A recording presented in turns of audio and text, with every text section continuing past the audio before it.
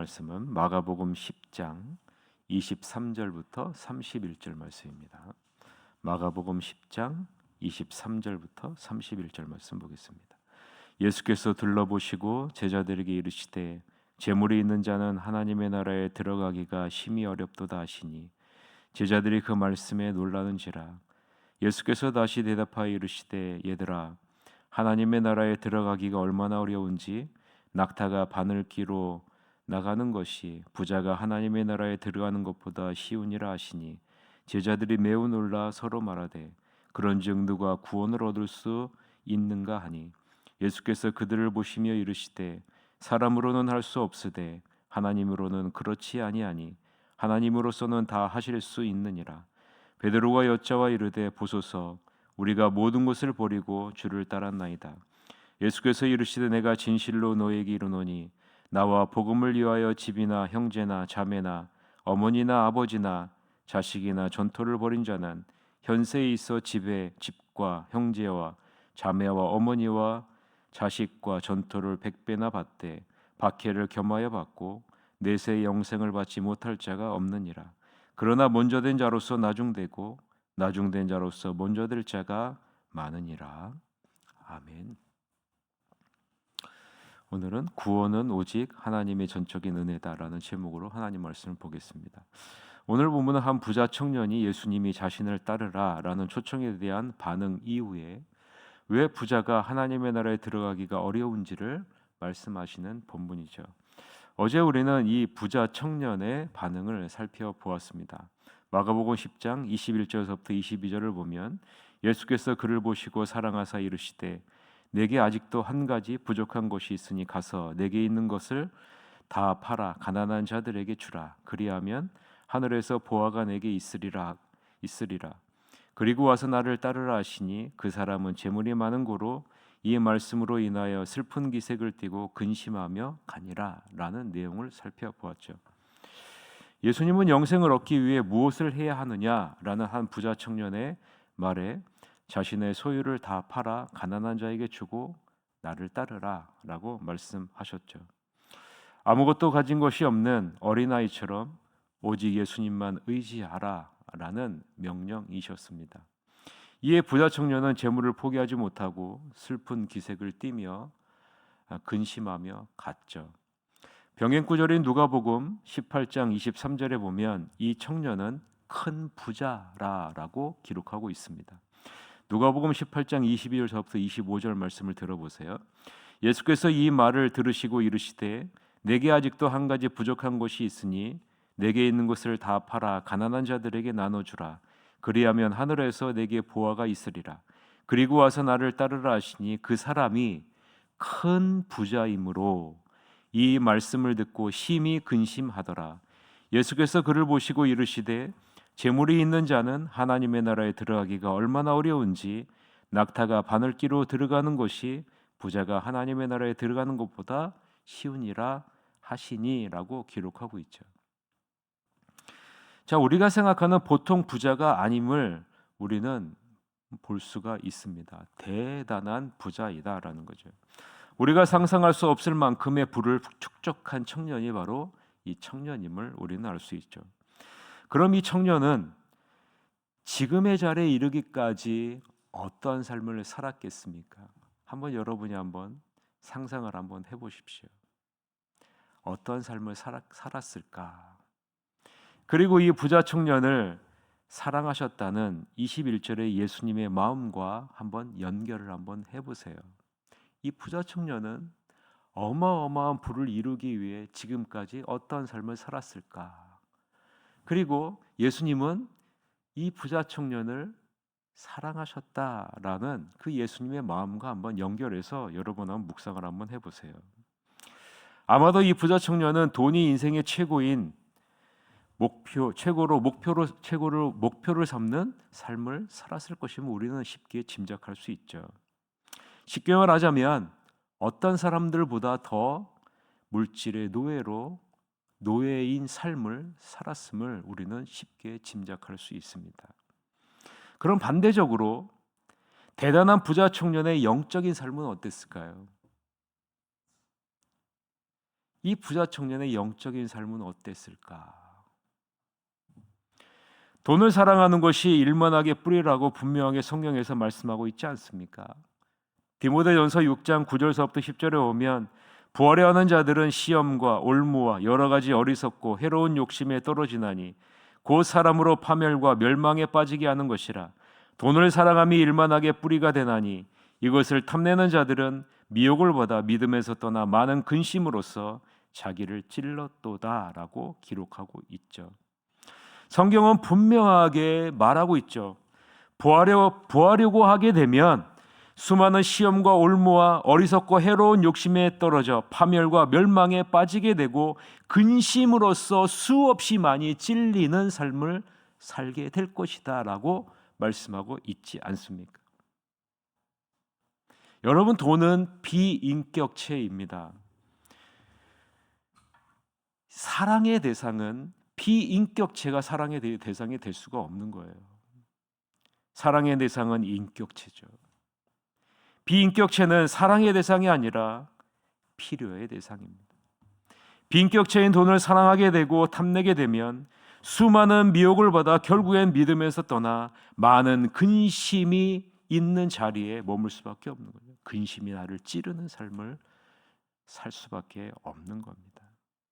쉽게 말하자면 이 부자 청년은 겉보기에는 모든 사람들이 부러워하고 동경하는 성공한 청년처럼 보일 수 있으나 이 부자 청년의 내면의 삶을 보게 되면 수많은 근심과 염려로 영적인 피폐한 삶을 살고 있음을 우리는 알 수 있는 거죠. 그럼 예수님은 무엇을 보셨을까요? 무엇을 보시고 예수님이 이 청년을 사랑한다고 얘기하실까요? 이러한 근심과 염려의 피폐한 영적인 모습이 예수님 앞에 나와 무릎을 꿇게 하는 것이고 지금의 모습에서 벗어나고자 예수님께 영생을 어떻게 하면 얻을 수 있습니까? 쉽게 말하자면 지금의 이 영적인 피폐한 모습에서 벗어나려면 어떻게 해야 됩니까? 라는 질문이 아니겠습니까? 우리는 모두 다 부자 청년의 겉모습을 부러워합니다. 그러나 이 부자 청년의 내면에 있는 시험과 올무, 어리석고 해로운 욕심, 파멸과 절망, 수많은 미혹에서부터 오는 근심으로 믿음에서 떠나 영적으로 피폐함에 머물고 있는 모습은 우리는 보지 못하고 있는 것이 우리들의 현실 아니겠습니까? 예수님이 보신 것이 이 부분 아니겠습니까? 돈을 누구보다 사랑하고 추구해 이로부터 믿음에서 떠나 근심과 염려 가운데 피폐한 이 부자 청년의 내면을 보셨기에 어찌 보면 지금 이 시대에 살아가는 수많은 그 영혼들이 이러한 모습 아니겠어요? 그 모습을 보시면서 안타까워하시는 마음이 예수님의 마음 아닐까? 이 부자 청년은 왜 예수님의 초청에 근심하며 떠났을까요? 구약 성경의 중요한 가르침 중에 하나가 바로 부와 물질은 하나님의 축복의 표시라라는 것입니다. 여러분, 중요한 겁니다. 구약 성경의 중요한 가르침 중에 하나가요, 부와 물질은 하나님의 축복의 표시라라는 거예요. 그래서 유대교에서 재물이 하나님의 나라의 장벽이 된다는 것은 상상할 수가 없는 일이에요. 반면에 가난한 사람은 하나님의 특별한 보호의 대상이죠. 부를 소유한다는 것은 당시 전통적으로 도움이 필요한 많은 사람들에게 후하게 베풀 수 있는 축복된 사람을 의미하기 때문에 그런 거예요. 그래서 유대인 경건의 3대 요소가 무엇입니까? 첫째는 구제, 두 번째는 금식, 세 번째는 기도 아니겠어요? 그래서 유대인의 경건의 3대 표시는요, 구제와 금식과 기도예요. 여러분, 성경을 한번 보세요. 성경을 보면 이 부분이 강조되어져 나오죠. 이 부자 청년에 빠지고 있는 위험한 부분이 바로 이 부분이에요. 나는 하나님께 축복받은 존재라라는 사실이죠.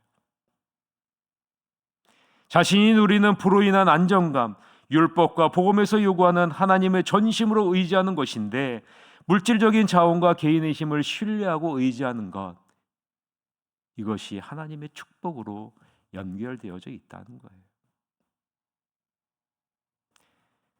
제자들이 예수님의 말씀에 놀라움을 표시하는 이유가 바로 이것입니다. 물질은 하나님의 축복이지 하나님 나라의 장벽이 될 수 없다라는 거예요. 예수님은 분명하게 말씀합니다. 낙타가 작은 바늘길을 통과하지 못하는 것처럼 부자는 하나님의 나라에 들어가는 것이 불가능하다라는 말이에요. 낙타는 팔레스타인에서 발견되는 가장 큰 동물입니다. 바늘귀는 우리가 아는 가장 작은 구멍입니다. 이 극명한 대비를 사용하는 것은 무엇을 말합니까? 불가능하다는 거예요. 터무니없다라는 거죠. 예수님이 이것을 통해 강조하는 것은 물질을 우상을 숭배하듯이 하나님을 대신해 섬기는 사람은 하나님의 나라에 들어가는 것은 불가능하다라는 사실을 말하고 있는 겁니다. 이들의 삶은 하나님의 뜻에 순종하는 것과는 정반대의 삶을 살 수밖에 없다라는 거죠. 제자들은 두려움 가운데 놀라며 예수님에게 질문합니다. 그럼 누가 하나님의 나라에 들어갈 수 있습니까? 이들도 모두 물질을 소유하고 있고 물질을 의지하고 있고 물질을 하나님의 축복이라고 생각하고 있었기 때문이에요. 예수님의 대답은 27절이죠. 26절서부터 27절 같이 한번 읽어볼까요? 26절서부터 27절. 제자들이 매우 놀라 서로 말하되 그런즉 누가 구원을 얻을 수 있는가 하니 예수께서 그들을 보시며 이르시되 사람으로는 할 수 없으되 하나님으로는 그렇지 아니하니 하나님으로서는 다 하실 수 있느니라 라고 말씀합니다. 여러분, 예수님은 분명하게 말씀하시죠. 구원은 인간의 능력의 범위를 완전히 넘어서는 것이라. 인간의 업적이나 공로를 근거해 하나님의 나라에 들어가려는 시도는 헛된 것이다 라고 예수님이 분명하게 말씀하고 있는 겁니다. 영생, 구원, 하나님의 나라에 들어가는 것은 하나님이 인간에게 선물로 주어야만 가능하다라는 말이에요. 다시 한번. 영생, 구원, 하나님의 나라에 들어가는 것은 하나님이 인간에게 선물로 주어야만 가능한 것이다. 그래서 여러분, 어떤 단어를 사용해요? 은혜라라는 단어를 사용하는 겁니다. 구원적 하나님의 나라에 들어가는 것은 인간의 노력과 재물에 의해서 획득될 수 있는 것이 아니라라는 것을 말씀하고 있는 거예요.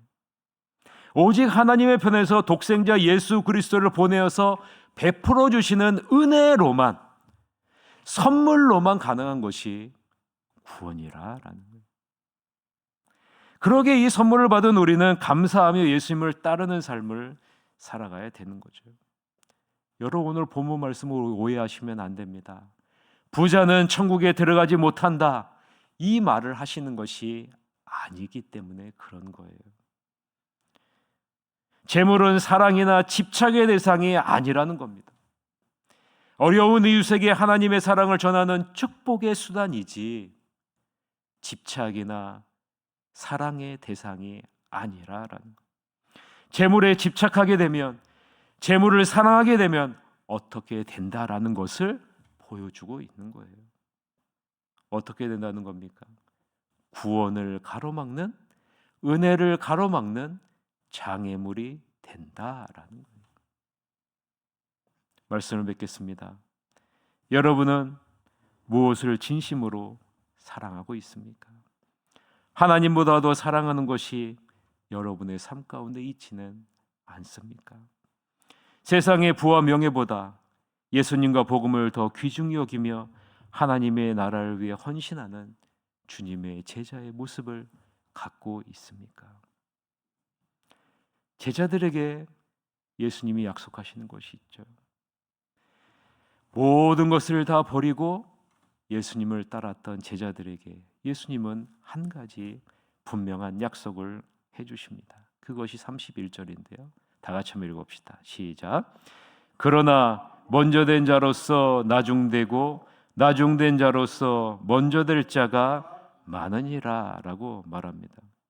여기서 나오는 나중된 자는 누구를 말할까요? 나중된 자.